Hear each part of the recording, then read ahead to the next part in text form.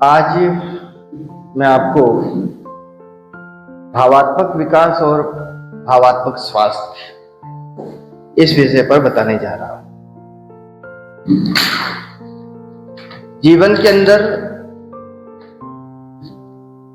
कहा गया है कि बौद्धिक दृष्टि से काफी विकास हो रहा है और डिग्रियों पर बहुत ज्यादा फोकस किया जाता है।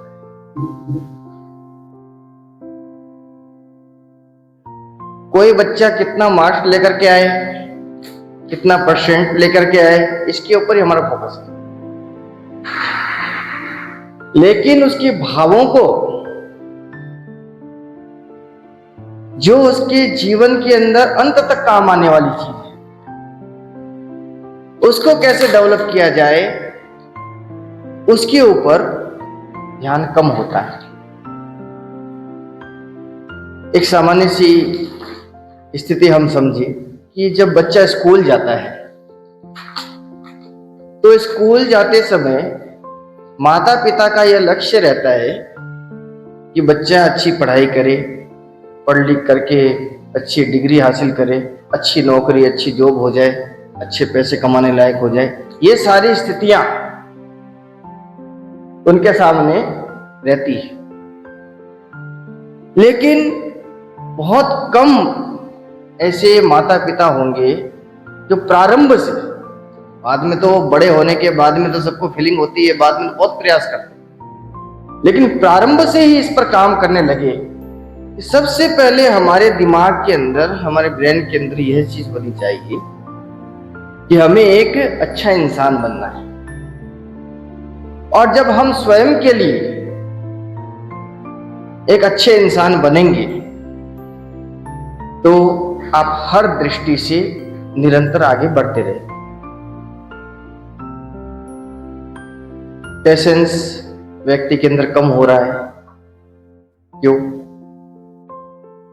व्यक्ति के अंदर क्रोध की तीव्रता बढ़ रही है। क्यों? ये सारी चीजें क्यों होती है? इसके ऊपर भी अनुसंधान किया गया।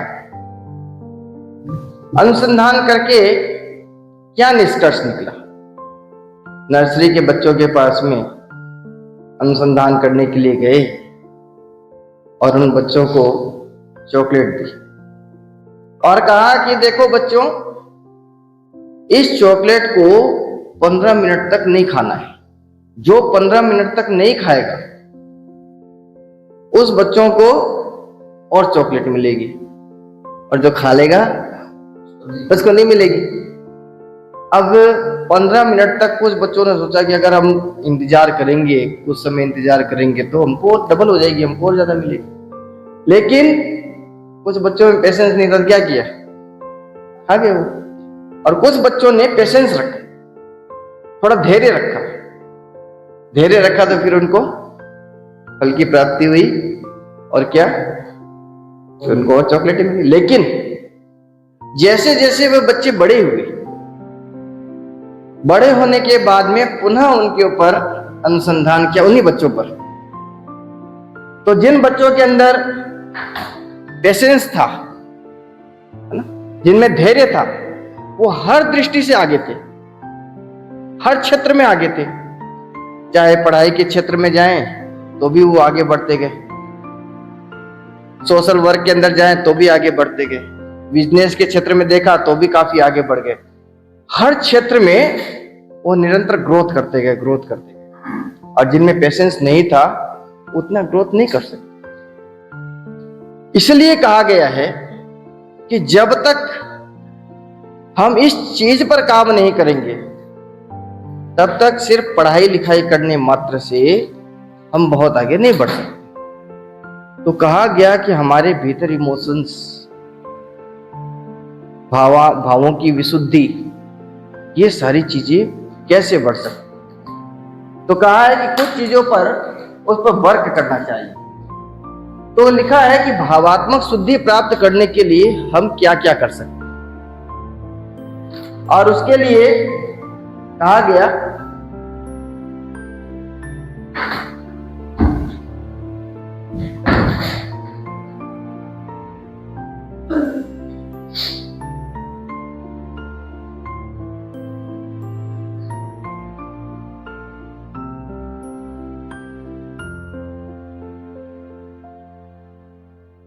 कि भावात्मक हमारी जो शुद्धि है या उसको हम कैसे प्राप्त कर सकते हैं, उसके लिए कुछ बिंदु बताए गए। सबसे पहली बात है कि सेल्फ अवेयरनेस, मतलब स्वयं की जागरूकता।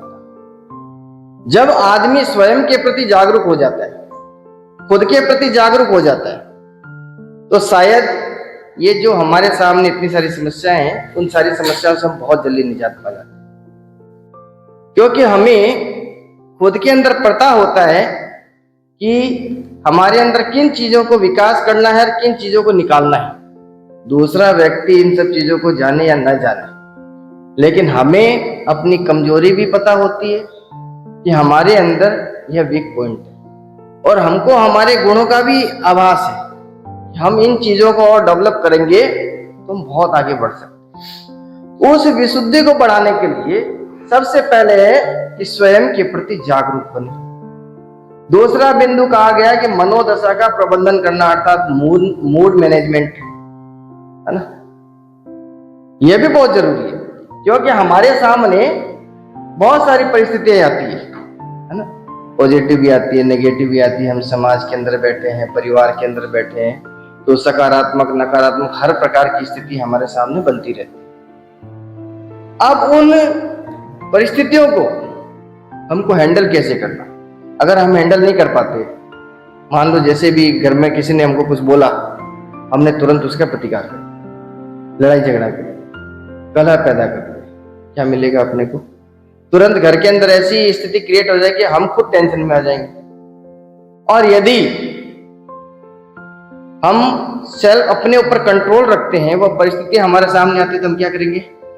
भाई कोई बात नहीं, कुछ कहा है, थोड़ा सा पेशेंस रखें, उसको समझें, उसको सुने, तब जा करके वो निर्द्वंद की स्थिति पैदा होती है। और द्वंद की स्थिति पैदा होती है तो फिर दो पत्थर है, उसको घर्षण करेंगे तो आग तो निकलेगी, चिंगारी निकलेगी। घर्षण करने से ही चिंगारी निकलती है। तो कहा गया है कि निर्द्वंद स्थिति को प्राप्त करने के लिए भगवान महावीर ने क्या किया था। हम भगवान महावीर को आदर्श मानते और उन्होंने जो हमें बताया, हम उनकी बातों को सुनते हैं, समझते हैं। तो उन्होंने क्या किया था? उन परिस्थितियों को, जो भी परिस्थिति आई थी, उसको स्वीकार करते थे। आज भगवान पार्श्वनाथ जयंती भी है। आज भगवान पार्श्वनाथ की जयंती है, और भगवान पार्श्वनाथ के जीवन के विषय में भी आप लोगों ने कई बार सुना होगा कि उनको भी कमठ, उनको खूब आकर के देव था, उसने आकर के खूब भयंकर उपसर्ग दिया, बहुत उपसर्ग दिया, लेकिन उन्होंने पूरी समता भाव के साथ में कि जो मैंने किया है तो भोगना मेरे को ही है। तो मूड मैनेजमेंट क्या होता है कि सकारात्मक सोच कि हमने किया है तो हमको भोगना है, लेकिन उसको समता भाव के साथ में हम कैसे भोग सकते हैं, उसके ऊपर वर्क करना है।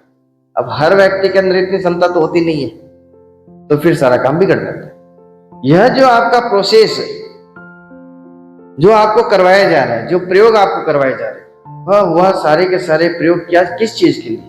तो उसी के लिए कि आप धीरे धीरे धीरे धीरे इसको डेवलप करो, ताकि आपके सामने कैसी भी परिस्थिति आए, आपके ऊपर कोई इफेक्ट नहीं आना चाहिए।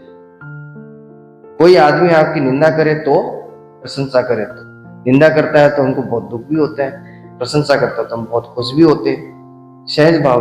और ये हमेशा मान करके चलिए, अगर निंदा के अंदर हम बहुत ज्यादा दुखी होते हैं और प्रशंसा में बहुत ज्यादा खुश हो जाते हैं, तो यह आप मान करके चलिए, जब भी ऐसी स्थिति आएगी तो आप हमेशा टूट जाओ, क्योंकि ऐसी एक जैसी स्थिति हमेशा नहीं रहती है। लेकिन जो समता भाव में रहने वाला व्यक्ति है, समत्व भाव में जीने वाला व्यक्ति, उसको जो है निंदा करो तो भी कोई खास बात नहीं करके ठीक है, और प्रशंसा करने की बात है तो भी ठीक है, कोई बात नहीं, मैंने किया, इसने कर दिया।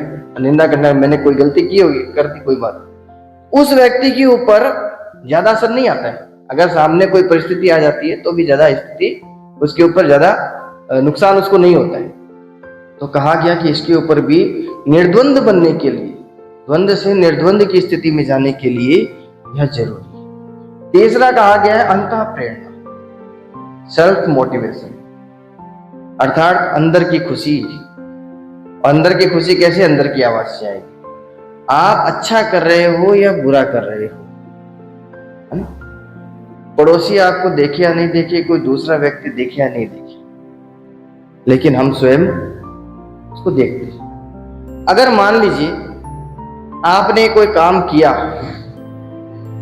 अब काम सही है कि गलत है वो आगे की बात है, आपके अंदर से आवाज निकली कि मैंने एकदम सही किया है, बाहर से कितने में विरोध होगा ना, आपके ऊपर कोई इफेक्ट नहीं आने वाला, कोई इफेक्ट नहीं आएगा, क्योंकि आप खुद मजबूत रहो, आप खुद मजबूत हो कि मैंने किया जो एकदम सही है, इसमें 1% भी रोंग नहीं। और यदि अंदर से आवाज आ गई कि काम किया मैंने गलत है, अब बाहर से कोई इफेक्ट नहीं भी आएगा, है ना, कुछ भी होगा ना, तो आप मन के अंदर एक भय की स्थिति बनी रहती है कि नहीं, काम तो मैंने ठीक नहीं किया है, ये चीज मेरे से गलत हो गई है, ये एक स्थिति बनती रहती है। तो कहा गया कि अपने आप को मोटिवेट करना चाहिए। जब भी हमारे सामने ऐसी स्थिति बने तो खुद को समझाओ। खुद के ऊपर दूसरों को समझाने वाले बहुत है ना, दूसरों को तो राय देने वाले बहुत है, राय देते हैं, लेकिन खुद को समझाना, जब सामने खुद के सामने ऐसी स्थिति आती है उस समय खुद को समझाना ये बहुत भारी हो जाता है। तो कहा गया कब हो सकता है? जब हम अपने आप को बार बार सजेशन देंगे, सुझाव देंगे कि मेरे को इस परिस्थिति में क्या करना चाहिए। फिर कहा गया कि संवेगों पर नियंत्रण करना चाहिए। संवेग क्या होते? कि जब अंदर के भाव आते, एक भूचाल होता है, संवेग अच्छे भी होते हैं बुरे भी होते हैं, ऐसी बात नहीं है, तूफान, भूचाल, पॉजिटिव नेगेटिव दोनों ही। जब पॉजिटिव वे के अंदर होता है तो हमारे अंदर बहुत ज्यादा खुशी बढ़ जाती है, बहुत ज्यादा प्रसन्नता बढ़ जाती है, बड़ा आनंद आने लग जाता है।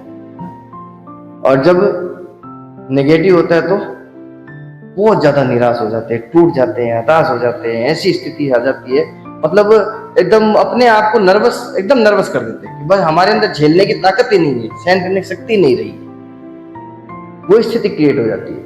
संवेग अच्छे भी होते हैं बुरे भी होते हैं, खाली ये नहीं कि बुरे ही है कि अच्छी है, लेकिन अब अच्छे बुरे दोनों, उनको कंट्रोल कैसे करते हैं? जब तक हम जिस उद्देश्य से काम कर रहे हैं, जिस फल को हमको प्राप्त करना है, जब तक वह फल हमें प्राप्त नहीं होता है तब तक हमें उन संवेगों पर नियंत्रण रखना चाहिए। चाहे जैसी भी स्थिति आ गई, उसको किस प्रकार से हम दमन करके, हम उसको रोक करके, कंट्रोल में रख करके हम आगे बढ़ सकते। नहीं तो आप कोई काम करने जा रहे हो, तुरंत उसके अंदर संवेग जैसे तूफान होगा ना, तो क्रोध, मान, माया, लोभ, ये सारे जो अंदर के वेग खड़े होंगे। जब अंदर के वेग खड़े होने लग जाएंगे तो हम स्थान हमारा भटकने लग जाएगा, स्थिति सारी हमारी बिगड़ने लग जाएगी, हम अपने लक्ष्य से हटने लग जाएंगे। तो कहा गया कि उन संवेगों पर भी नियंत्रण, जब तक हम अपने लक्ष्य को प्राप्त नहीं कर लेते हैं तब तक उनके ऊपर कंट्रोल रखने का प्रयास करना चाहिए। फिर कहा गया पारस्परिक सौहार्द, संपर्क, अर्थात पीपुल स्किल्स, यह भी हमारे अंदर डेवलप होनी चाहिए कि हमारा एक व्यवहार कैसा होना चाहिए, लोगों के साथ हम किस प्रकार से आगे बढ़ सकते हैं।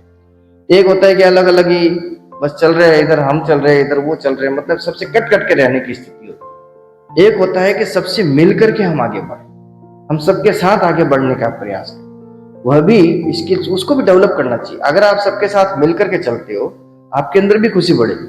और आप सबसे हटके रहोगे, मान लो यहाँ पर आप इतने लोग बैठे और एक आदमी कोने में जाके अलग से बैठ गया, कैसा लगेगा? वो खुद को लगेगा मैं कटा हुआ, सबसे कट गया हूं।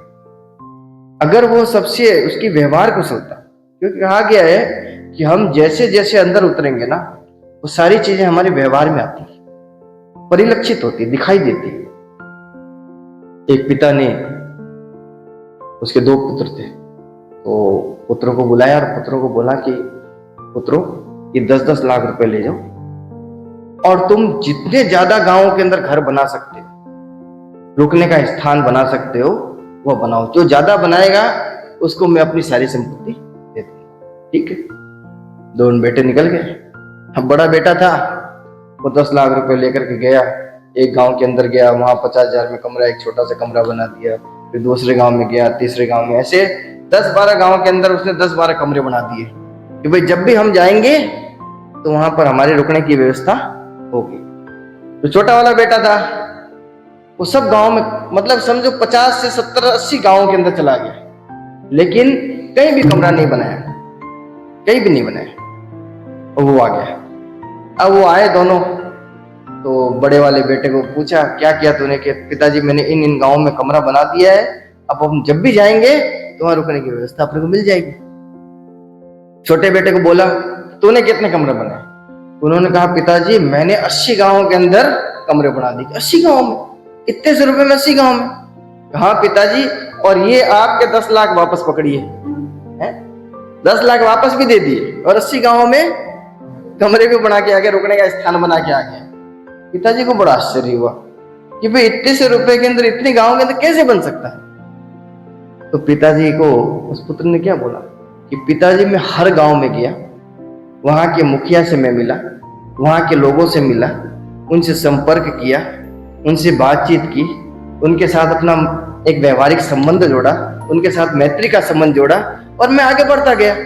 अब मैं कभी भी वहां जाऊं या मैं जिसको भी बोल दूं कि वहां इसको रोकना है, तो रुकने के लिए पूरा घर का घर मिल जाएगा, कमरा नहीं पूरा घर ही मिल जाएगा। ये कैसे मिलेगा?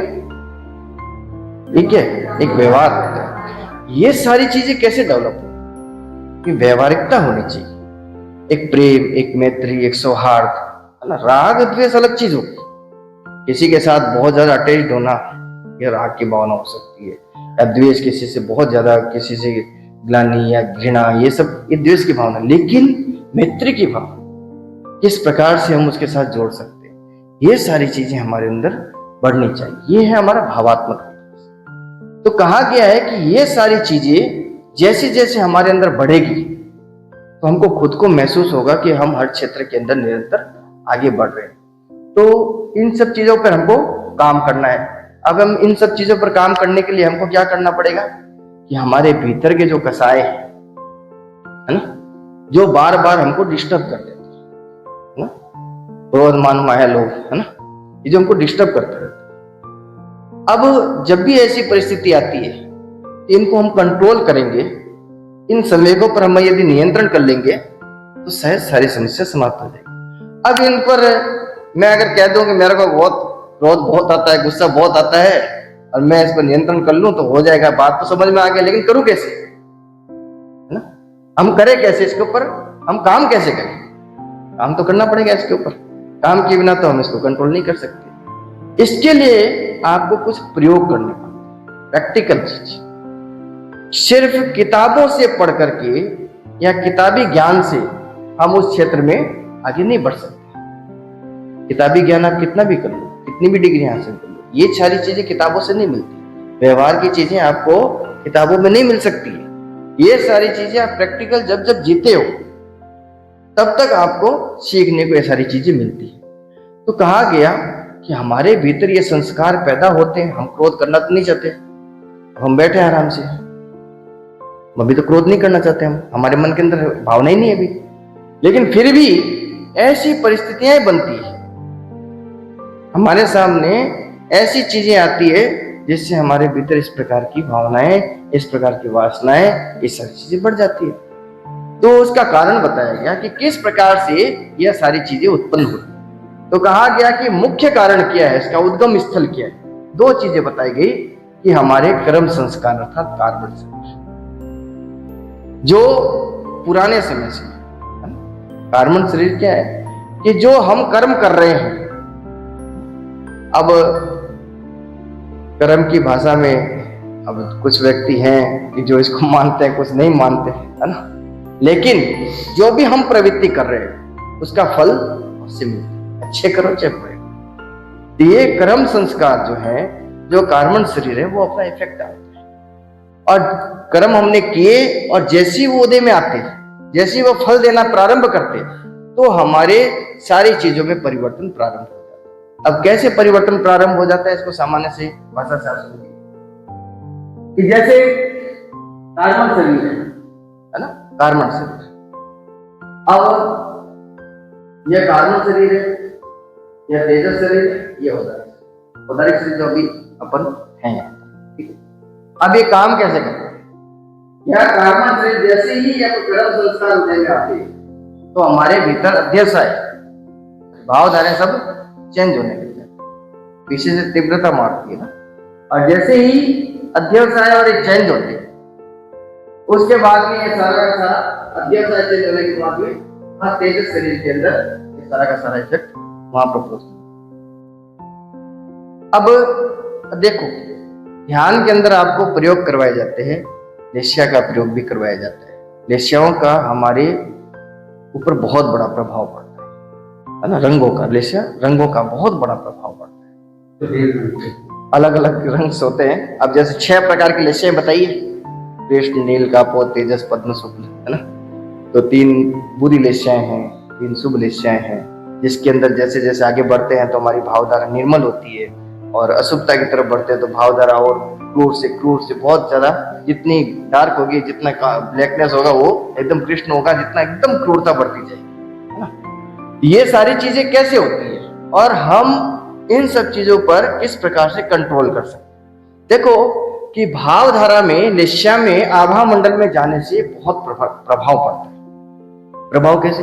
आपने कई बार सुना होगा कि जहां तीर्थंकर विराजते, तो तीर्थंकर जहां विराज रहे हैं तो वहां पर आपने सुना होगा कि उनके समोसरण के अंदर गाय भी बैठती है, बकरी भी बैठ जाती है, शेर भी बैठ जाता है, सब पास पास में बैठ जाते हैं। तो भी एक दूसरे को मारने की या हिंसा की, इस प्रकार की वासना की, इस प्रकार की भावना उनमें नहीं आती। कारण की इसके ऊपर भी हम फोकस करें कि भाई उनके पास चले गए तो नहीं आएगी। और आप एक सामान्य सी बात, आप यहाँ पर बैठे हो, गुरु के सानिध्य में गए, है ना, तो वहां जाने के बाद में आपका वाइब्रेशन, उस जैसे ही उस आभा मंडल के अंदर आप जाओगे, आपकी भावधाराओं के अंदर परिवर्तन आने लगेगा। तीर्थंकरों के समोसरण के अंदर जैसे गए, उनके आभा मंडल के अंदर, उतनी दूर का जो आभा मंडल है उसके अंदर जाते ही वहां के सारे चिंतन विचार सारे के सारे बदल जाते। अर्थात आभा मंडल का इतना प्रभाव पड़ा। तो हम आभा मंडल को बदल भी सकते हैं। आभा मंडल को मैग्नेटिक फील्ड में गए ओपिनियन आपका भी एक आभा मंडल है, उनका भी एक आभा मंडल, शक्तिशाली आभा मंडल में जाएंगे तो आपकी भी शक्ति संचार चुंबक के पास अगर वो फील्ड रहती है तो धीरे धीरे वो फील्ड भी चुंबक बन जाती है। तो उसी प्रकार से उस आभा मंडल में आप जाओगे तो धीरे धीरे उस प्रभाव से, क्योंकि देखो इन सब चीजों में परिवर्तन कैसे होता है। हम ऐसे लोगों के संपर्क करते हैं, ऐसे लोगों के सानिध्य में जाते हैं, जहां पर जाने के बाद में हमारे मूड, हमारा चिंतन, हमारे विचार, हमारे थॉट सारे के सारे एकदम बदलने लग जाते हैं उनके सानिध्य में जाने से। इसलिए कि उनके आभा मंडल में जाएंगे तो कुछ परिवर्तन होता है। अब ये सारी चीजें इस प्रकार से, तो रंगों का उनके आभा मंडल का इतना प्रभाव होता है। तो हम अपने आभा मंडल को किस प्रकार से स्वस्थ बना सकते हैं। देखो कि जैसे मैं आपको बता रहा था कि तेजस शरीर के अंदर जैसे ही अध्यवसाय वहां तेजस शरीर के साथ मिलकर काम करते हैं, आगे जैसे ही वो आगे बढ़ते हैं वहां पर क्या उसको बोलते हैं लेस्या। अब यहाँ से रंगों का प्रभाव चालू हुआ, रंगों के अंदर परिवर्तन चालू। यहाँ से तो गर्म उदय में आने चालू हुए, ठीक है। यहाँ आते आते रंगों के अंदर परिवर्तन, जैसे ही अवतारी शरीर के अंदर प्रवेश करता है ग्रंथि तंत्र के साथ मिलकर, अब ये क्या करता है, ये सारे रंगों के अंदर इसके परिवर्तन। अब कैसी भावधारा आपकी बन रही है उस समय, वैसा का वैसा रंग। अब एकदम क्रूर है तो पूरा का पूरा आभा मंडल एकदम कैसा हो जाएगा, ब्लैकनेस हो जाएगा, एकदम काला हो जाएगा, क्रूरता से भरा हुआ। और एकदम शांत है तो पूरा का पूरा एकदम सफेद रंग, उसमें जाते बड़े आनंद की अनुभूति। अब ये सारा का सारा प्रोसेस, ये सारा प्रोसेस होता है। अब क्या होता है कि ये सारी चीजें होने के बाद उस हमारे शरीर के अंदर कुछ ऐसे रसायन होते हैं, ऐसे रसायन होते हैं जो अंदर से डिमांड क्या कहा गया कि ये इच्छा तंत्र और ये एड्रिनल, गोनाड और एड्रिनल, ये दो ग्रंथि तो क्या करते हैं, डिमांड है कि मेरी ये इच्छा है, इसको पूरा करो। और इसको पूरा करने के लिए जैसे ही अंदर डिमांड बैठती है तो फिर अंदर की जो ग्रंथि है, ये हाइपोथैलेमस और पिनियल ग्रंथि, ये उसके ऊपर काम करना चालू कर। तो हमको क्या करना कि जैसे डिमांड आई इसको पूरा कर दो, ऐसे करते जाओ बोले। लेकिन उसको गलत भी होते सही भी होते। तो गलत जब हमारे अंदर ये इच्छाएं होती है, अब उसके ऊपर कंट्रोल करना हमारे लिए बहुत जरूरी होता है। अब कंट्रोल करें तो कैसे करें? इसलिए आपको क्या कराया जाता है, चैतन्य केंद्र पर जो ध्यान कराया जाता है, रंगों के साथ ध्यान कराया जाता है। जैसे मान लो कि हमारा आभा मंडल ऐसा बन गया, एकदम ब्लैक हो गया, चाहे जैसा भी हो, जो भी रंग का बना, एकदम जैसे भी विचार थे उस विचार के साथ हमारे आभा मंडल बन गए। अब क्या करना, अब उनको परिवर्तन करने के लिए क्या करना पड़ेगा? तो हमको उसके विपरीत इस प्रकार का आभा मंडल बनाना है कि जिससे उसका प्रभाव धीरे धीरे कम होने लगे। जैसे वो कहते हैं ना कि रामायण के अंदर जब देखा होगा आप लोगों ने पुराने समय में, तो इधर से क्या है कि नाग देवता का वो धनुष छोड़ते नाग, है ना, तो उधर से गरुड़ का शस्त्र छोड़ा जाता है कि तुरंत उसका प्रभाव को वो खत्म कर दे और वो उसका प्रभाव नष्ट हो जाए। अब मान लो कि इसके अंदर भी है और है जो हमारा आभा मंडल है, अब इसको अगर मान लो इस प्रकार का बन गया, उसके इफेक्ट को कम कैसे किया जाए? ब्लैक है तो उसके अंदर आप सफेद रंग का वापस ध्यान करना आप जब चालू करोगे, तो सफेद रंग का पूरा प्रकाश उसको फेंकते जाओगे, फेंकते जाओगे, फेंकते जाओगे, फेंकते जाओगे। धीरे धीरे क्या होगा, ब्लैक के ऊपर सफेद का प्रभाव, और बहुत ज्यादा रंग मिलाते हैं, रंग मिलाते ना, रंग मिलाते तो क्या है कि किसी रंग को परिवर्तन करते हैं। रंगों का परिवर्तन कैसे होता है? अब ब्लैक के अंदर मान लो कि खाली बहुत ब्लैक, एक कटोरी ब्लैक है, तो सफेद मिलाते जाओ, ऐसे परिवर्तन नहीं होगा। मिलाते जाओ, वो क्या धीरे धीरे लाइट हो जाएगा, लाइट हो धीरे धीरे धीरे धीरे कम होता जाएगा, कम होता जाएगा, कम होता जाएगा, और एक समय एकदम लाइट हो जाएगा, है ना। उसका मतलब उसकी मात्रा बढ़ जाएगी, उसकी मात्रा कम हो जाएगी। तो ये सारे सिस्टम, इसके लिए आपको चैतन्य केंद्रों पर जो रंगों का ध्यान कराया जाता है, वो आपको इसलिए कराया जाता है ताकि उसके प्रभाव को हम कर सके, ठीक कर सके। अब देखो कि जैसे कहा गया कि नीला रंग जब हमारे शरीर में कम होता है, बॉडी के अंदर जब नीले रंग की कमी होती है, तो हमारे अंदर क्या पैदा होता है? क्रोध की भावना। जैसे ही नीला रंग कम हो और क्रोध की भावना, छोटी छोटी बातों के अंदर, क्षणिक बातों के अंदर ये भावधारा पैदा हो जाएगी। तो फिर आपको क्या करना, उस रंग के प्रभाव को कम करने के लिए इस रंग को किस प्रकार, इसके लिए नीले रंग का फिर आपको ध्यान करना। अब मान लो कोई लाल रंग की कमी है किसी के अंदर, तो आलसी है, कोई काम को करने के लिए भी आलस का काम रहा है, तो उसको कमजोरी फीलिंग होगी, आलसपना आएगा हर काम के अंदर। तो फिर अब ऐसी स्थिति जब उसके अंदर हो गई, उसको एक्टिव कैसे करना? एक्टिव करने के लिए उसको फिर लाल रंग का, जैसे जैसे आप वो लाल रंग का ध्यान करते रहेंगे तो उसके अंदर एनर्जी लेवल उसका बढ़ता जाएगा। तो ये सारी चीजें, पीला रंग जैसे कमजोर हो गया था, मेरा ज्ञान तंतु के अंदर कमजोरी हो जाती है, कोई चीज हम पढ़ते करते, तो इसलिए जब भी उसके ऊपर ध्यान, आप देखो सरस्वती जो बसंत पंचमी आती है ना, एक ये तो हम जैसे इसके अंदर करा ही रहे, एक त्योहार के अंदर भी आप देखते होगे बसंत पंचमी आती है, उस दिन क्या करते हैं, है ना, पीले रंग का, ज्ञान की देवी मानते हैं सरस्वती को, और पीले रंग के कपड़े पहनते हैं लोग। पीले रंग क्यों करते हैं? ये क्योंकि सरस्वती ज्ञान की देवी। ये सारी रंगों का प्रभाव है, ऐसी बात नहीं कि रंगों का प्रभाव नहीं है। तो उन रंगों के प्रभाव को जैसे जैसे हम बढ़ाएंगे, तो हमारे भीतर जिन जिन चीजों की कमी है, वो सारी चीजें वापस लेवल में आ जाती है, कंट्रोल में आ जाती है। तो कहा गया कि रंगों के प्रभाव को किस प्रकार से बढ़ाना, किन केंद्रों पर किस चीज का ध्यान किया जाए कि जिससे इसका लेवल धीरे धीरे बढ़ता जाए। तो जैसे कहा गया आनंद केंद्र, आनंद केंद्र का आपको ध्यान कराते हैं, यहाँ पर ये स्थान है, यहाँ पर आपको ध्यान कराते हैं हरे रंग का ध्यान। ये किसके लिए कराते हैं? भावधारा, हमारे जो भाव है उसकी निर्मलता को बढ़ाने, उसकी विशुद्धि को बढ़ाने के लिए यहाँ पर आनंद केंद्र पर। और फिर आपको क्या होगी, आनंद की अनुभूति होने लगी, बहुत आनंद के अंदर आपको खुद के अंदर लगे, बड़े आनंद के अंदर, कोई टेंशन नहीं, कोई लफड़ा नहीं, कोई कुछ नहीं, है ना। उस स्थिति को, उस स्थान पर जाकर के आप जब इस रंग का ध्यान करते हो, हरे रंग का ध्यान करोगे आनंद केंद्र पर, तो फिर आपकी भावधारा की निर्मलता बढ़ती जाएगी, पवित्रता बढ़ती जाएगी। कहा गया विशुद्धि केंद्र, है ना, ये विशुद्धि केंद्र किसका है?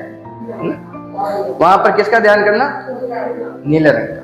ये किसके? वासनाओं को कंट्रोल करना। नीला रंग का, नीला रंग का ध्यान किसके लिए? हमारी वासनाओं को कंट्रोल करना।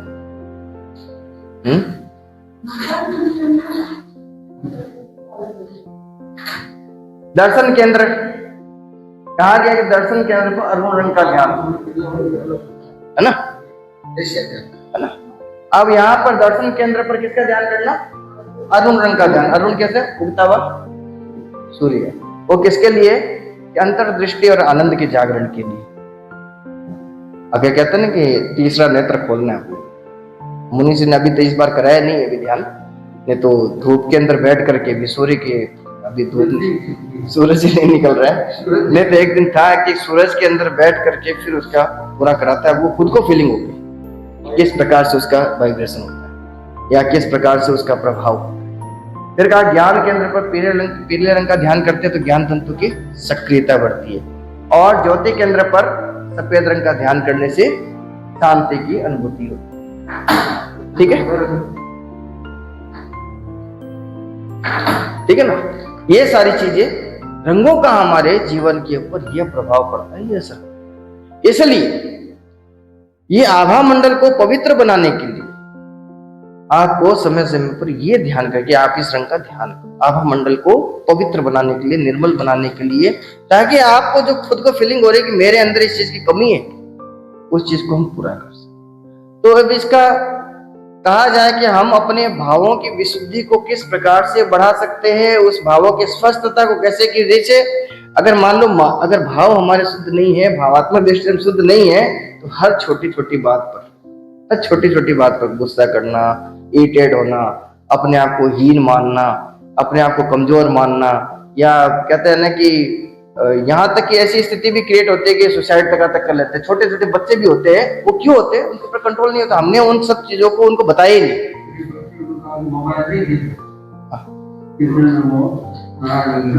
घर से भाग जाता है, घर से भाग जाता है।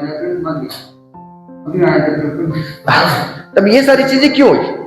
उसके अंदर हमने इमोशंस को उसको पैदा ही नहीं किया, उसको समझाया नहीं, उसको बताया ही नहीं कि हमको किस प्रकार से उसको मैनेज करना है, उसके ऊपर कैसे कंट्रोल करना है। ये सारी चीजें हमने उसको समझाई नहीं, उसको बताई नहीं। अब वो बच्चा क्या जानता है? और बड़े होने के बाद भी ऐसी परिस्थितियां हमारे सामने जनरली आती रहती है, लेकिन हम अगर उस चीज को यदि समझते हैं तो हम उसके ऊपर कंट्रोल कर लेते हैं। कोई बात नहीं, परिस्थिति आई है, उसको हैंडल कैसे करना, उसके ऊपर काम किया जाता है। तब धीरे धीरे सारी चीजें कंट्रोल में आ जाती है। उसके लिए प्रैक्टिकल प्रयोग करने का, जब हम प्रयोग करते रहेंगे ना, तो इन सब चीजों के अंदर हमको परिवर्तन दिखाई देगा।